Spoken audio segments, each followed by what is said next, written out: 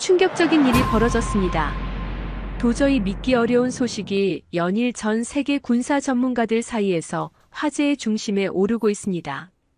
미국과 유럽의 주요 동맹국들이 한국산 무기를 경쟁적으로 사들이며 그야말로 한국 무기 쇼핑 열풍이 불고 있는 겁니다.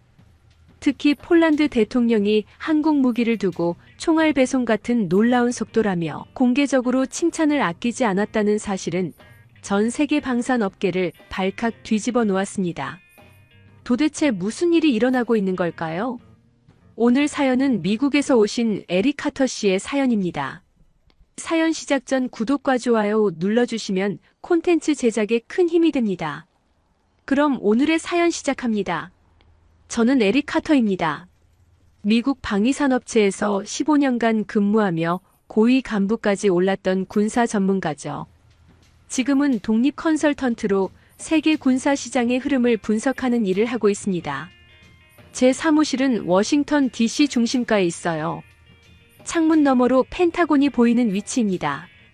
그날도 평소처럼 각국의 무기 거래 데이터를 분석하고 있었죠. 컴퓨터 화면을 응시하던 제 눈이 갑자기 커졌습니다. 데이터를 잘못 본 걸까 싶어 다시 확인했어요. 하지만 틀림없었습니다. 미국의 주요 동맹국들이 한국산 무기를 대규모로 구매하고 있었어요. 폴란드, 덴마크, 사우디 등 믿기 힘든 현실이었습니다. 이건 말이 안 돼. 저도 모르게 중얼거렸죠. 미국 무기가 세계 최고라고 자부해온 제게는 충격적인 발견이었어요. 특히 폴란드의 경우 지난해에만 한국산 무기 수입량이 300% 이상 증가했다는 보고서가 제 책상 위에 놓여 있었습니다. 마우저 소총을 들고 나가던 우리 아버지의 모습이 문득 떠올랐어요. 이제는 그 자리에 K2 소총을 든 한국산 무기가 들어서고 있다니. 전화기가 울렸습니다. 오랜 동료인 마이클이었죠. 에릭 혹시 폴란드 대통령 연설 봤나? 아니 무슨 일인데? 한국 무기에 대해 칭찬을 아끼지 않더군. 특히 총알 배송이라는 표현을 썼어. 이건 우리에겐 직격탄이야. 마이클의 말이 끝나기도 전에 저는 인터넷으로 관련 기사를 찾고 있었습니다. 유럽 국가들의 안보 불안이 커지면서 무기 구매 수요가 급증하고 있었어요. 그런데 그들이 선택한 것은 미국이 아닌 한국이었죠. 유럽 국가들은 한국산 무기의 품질과 납기 속도에 찬사를 보내고 있었습니다. 저는 서랍에서 오래된 노트를 꺼냈어요. 제가 방산업계에서 일할 때 만든 세계 무기 시장 전망 보고서였습니다. 그 어디에도 한국의 급부상은 예측하지 못했죠. 미국, 러시아, 중국, 프랑스, 영국. 이 5나라가 시장을 장악할 것이라 분석했던 제 예측이 완전히 빗나가고 있었어요. 창밖을 바라보니 해가 저물고 있었습니다. 머릿속은 혼란스러웠어요. 세계 군사 시장의 새로운 지형이 눈앞에 펼쳐지는 것 같았죠. 이대로 가다간 미국의 방위 산업이 심각한 타격을 입을 것이 분명했습니다. 무언가 행동해야 했어요. 저는 결심했습니다. 한국 무기가 왜 이렇게 인기를 끌고 있는지 직접 조사해봐야겠다고 말이죠. 그날 밤 저는 밤새 한국 방산 산업에 대한 자료를 찾아보기 시작했습니다. 처음에는 단순한 호기심이었지만 점점 더 깊이 파고들수록 놀라운 사실들이 드러났어요. 한국은 이미 세계 8위 무기 수출국으로 성장했고 그 성장세는 다른 어떤 나라보다 가파른 상태였습니다. 이게 가능한 일인가? 컴퓨터 화면에 떠오른 수치들이 믿기지 않았죠. 폴란드와의 계약 내용을 살펴보니 K2 전차, K9, 자주포 FA-50 경공격기 등 다양한 무기 체계를 대규모로 구매했다는 사실을 알게 됐어요. 계약 금액만 해도 약 150억 달러. 이는 폴란드 역사상 최대 규모의 무기 구매 계약이었습니다. 특히 놀라웠던 건 폴란드 대통령의 인터뷰였습니다. 우리는 러시아의 위협에 대비해 긴급하게 무기를 확보해야 했습니다. 미국과 유럽 국가들은 2에서 3년 후 납품이 가능하다고 했지만 한국은 1년 내에 배송을 약속했죠.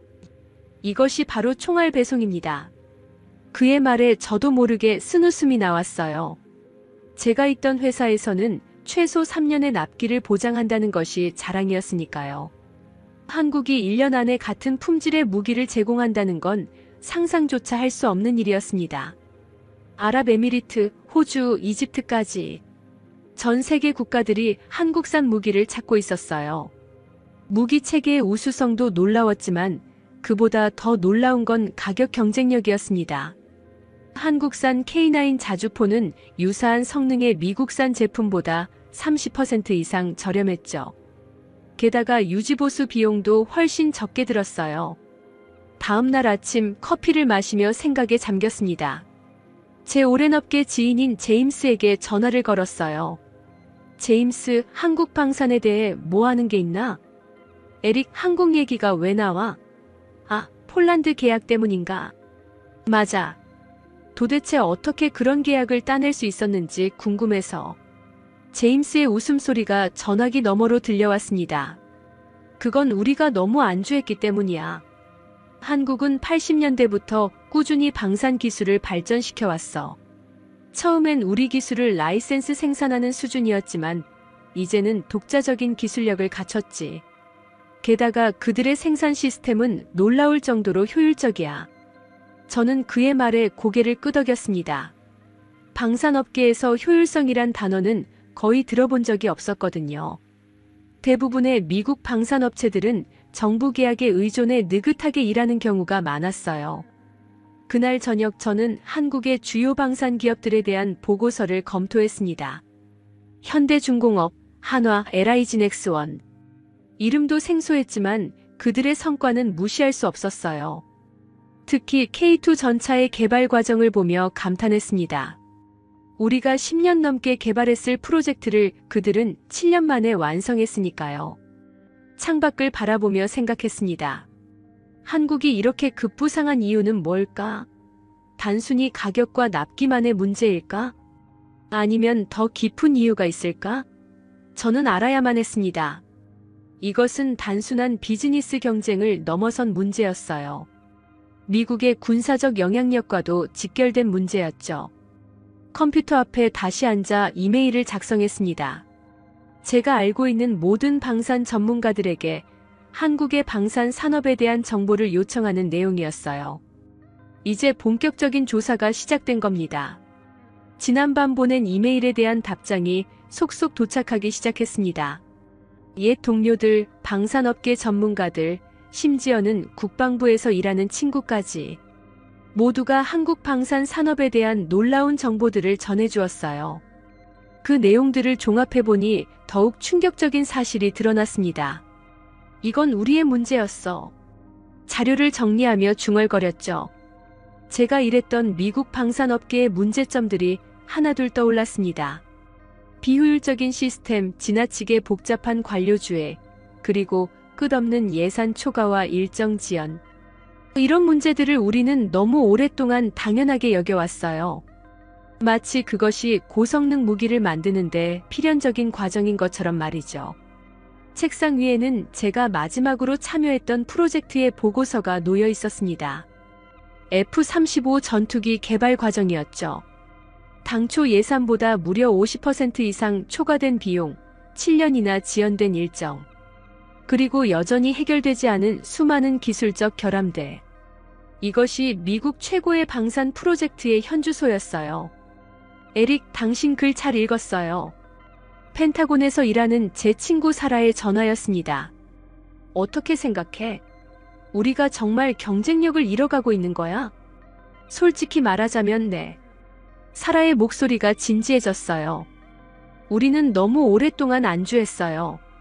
한국은 다르죠. 그들은 생존을 위해 방산 산업을 발전시켰어요. 북한과의 대치 상황에서 자국 방어를 위한 절박함이 있었던 거죠. 사라의 말에 깊이 공감했습니다. 미국은 오랫동안 세계 최강의 군사력을 가진 나라로서 경쟁자가 없었죠. 그래서 혁신보다는 안정에 더 가치를 두었던 거예요. 반면 한국은 끊임없이 발전해야만 했습니다. 그들에게 군사력은 생존의 문제였으니까요. 저는 컴퓨터 화면에 한국의 군사 예산 추이를 띄워놓고 분석했습니다. 한국은 GDP의 약 2.8%를 국방비로 사용하고 있었어요. 그리고 그중 상당 부분을 연구개발에 투자하고 있었죠. 이는 미국의 연구개발 비율보다도 높은 수치였습니다. 또 하나 놀라운 점은 한국의 방산 기업들이 민간 기업이라는 사실이었어요. 이들은 정부 지원에만 의존하지 않고 시장에서 경쟁하며 성장해왔습니다. 덕분에 비용 효율성과 혁신성을 동시에 갖출 수 있었던 거죠. 창가에 서서 펜타곤 건물을 바라보았습니다. 그곳에서 일하는 수천 명의 관료들, 그리고 그들이 만들어내는 복잡한 규정과 제도들. 과연 이 시스템으로 한국의 속도를 따라잡을 수 있을까? 의문이 들었어요. 저는 노트북을 꺼내 새로운 보고서를 작성하기 시작했습니다. 제목은 미국 방산 산업의 위기와 한국의 부상이었어요. 처음에는 단순히 개인적인 분석이었지만 곧 이 보고서가 제 인생을 바꿀 것이라는 사실은 알지 못했죠. 우리는 변해야 해 글을 쓰며 생각했습니다. 더 이상 과거의 영광에 안주할 수 없어. 보고서를 작성하면서 문득 깨달았습니다. 이것은 단순히 미국과 한국의 경쟁 문제가 아니었어요. 이는 전 세계 안보 환경이 어떻게 변화하고 있는지를 보여주는 중요한 신호였습니다. 그리고 저는 그 변화의 중심에 서 있었죠. 보고서를 완성한 다음 날, 저는 브뤼셀에서 열리는 나토 방위산업 컨퍼런스에 참석하기로 결정했습니다. 세계 각국의 군사 전문가들과 직접 만나 이야기를 나눌 절호의 기회였죠. 워싱턴에서 브뤼셀까지의 비행기 안에서 저는 최근 유럽의 안보 상황에 대한 자료들을 검토했어요. 러시아의 우크라이나 침공 이후 유럽 전체가 군사적 위기감에 휩싸여 있었습니다. 브뤼셀 공항에 내리자마자 덴마크 국방부 관계자인 라스무센과의 약속이 있었어요. 그는 제 오랜 친구이자 동료로 최근 덴마크의 국방 정책 변화에 깊이 관여하고 있는 인물이었습니다. 에릭, 오랜만이네. 라스무센이 공항 카페에서 저를 반갑게 맞이했어요. 라스무센, 보니 반갑군. 어떻게 지내? 악수를 나누며 물었습니다. 바빠. 너무 바빠. 그의 표정이 심각해졌어요. 러시아의 우크라이나 침공 이후 모든 것이 달라졌어. 덴마크 정부는 국방 예산을 GDP의 2%까지 올리기로 결정했고 새로운 무기 도입을 서두르고 있지. 저는 커피를 마시며 물었습니다. 그래서 한국산 무기를 선택했다고 들었는데 이유가 뭐지? 라스무센은 잠시 생각하더니 대답했어요. 솔직히 말하면 선택의 여지가 없었어. 우리는 당장 무기가 필요했어. 미국이나 독일은 최소 3년은 기다려야 한다고 했지만 한국은 1년 내에 납품을 약속했어. 게다가 품질은 서구 무기와 비교해도 전혀 뒤지지 않았지. 그의 말을 듣고 있자니 가슴이 묵직해졌습니다. 미국산 무기의 품질은 세계 최고지만 그 긴 납기와 복잡한 구매 절차가 동맹국들에게 부담이 되고 있었어요. 반면 한국은 이런 틈새를 정확히 공략했죠. 컨퍼런스장에 도착하자 폴란드 대표단과 마주쳤습니다. 그들은 최근 한국과 체결한 대규모 무기 계약에 대해 이야기하고 있었어요. 우리에게 K2 전차와 K9 자주포는 단순한 무기 이상의 의미가 있습니다. 폴란드 국방부 장관이 연설대에서 말했어요. 이것은 러시아의 위협에 맞서는 우리의 결연한 의지의 표현이죠. 한국은 우리와 같은 상황을 수십 년간 겪어왔기에 우리의 절박함을 이해합니다. 그의 말에 참석자들이 공감하듯 고개를 끄덕였습니다. 저는 뒷자리에서 그 모습을 지켜보며 미국이 이제까지 누려온 군사적 영향력이 서서히 약화되고 있다는 느낌을 받았어요. 컨퍼런스가 끝난 후 저는 폴란드 대표단의 군사 전문가인 마레크를 만났습니다. 그는 K2 전차의 성능에 대해 열정적으로 이야기했어요. 미국의 M1 에이브럼스와 비교해도 전혀 뒤지지 않습니다. 오히려 일부 기능은 더 뛰어나죠. 예를 들어 자동장전 시스템은 승무원 수를 줄일 수 있게 해주고 고급 전자장비는 현대 전장에 최적화되어 있어요. 저는 그의 말을 경청하며 메모했습니다. 미국산 M1 에이브럼스는 1980년대부터 지속적으로 업그레이드 되어 왔지만 기본 설계는 40년 전 그대로였어요. 반면 K2는 처음부터 21세기 전장을 염두에 두고 설계된 최신의 전차였죠. 이틀간의 컨퍼런스를 마치고 호텔로 돌아오는 길에 BBC 뉴스를 보게 되었습니다. 영국도 한국산 군함 도입을 검토 중이라는 보도였어요. 영국까지도? 저는 충격을 받았습니다. 영국은 전통적으로 자국 방산업체의 제품을 우선시해왔거든요. 호텔방에 돌아와 노트북을 열고 자료를 정리했습니다. 이제 한국의 방산 수출이 전 세계로 확대되고 있다는 사실은 명백했어요. 특히 유럽에서의 성공은 미국 방산업계에 큰 위협이 되고 있었죠. 다음 날 아침 저는 벨기에 국방부 관계자인 장 피에르와 아침 식사를 함께 했습니다. 그는 나토의 무기 표준화 업무를 담당하고 있었어요. 에릭, 흥미로운 변화가 일어나고 있어. 그가 말했어요.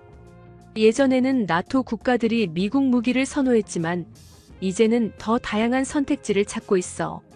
한국의 등장은 이런 흐름을 더 가속화시키고 있지. 그런데 호환성 문제는 없나? 저는 궁금했습니다.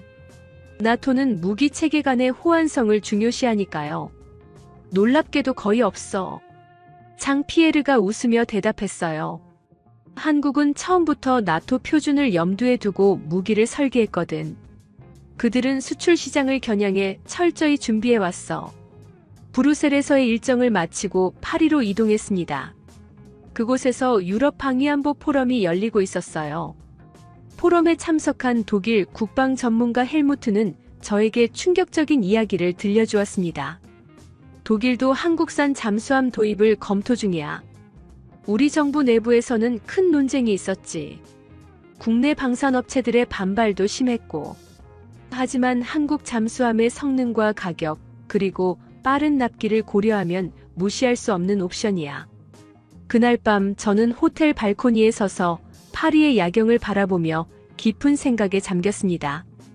유럽의 안보 위기가 한국에게는 역설적으로 큰 기회가 되었어요.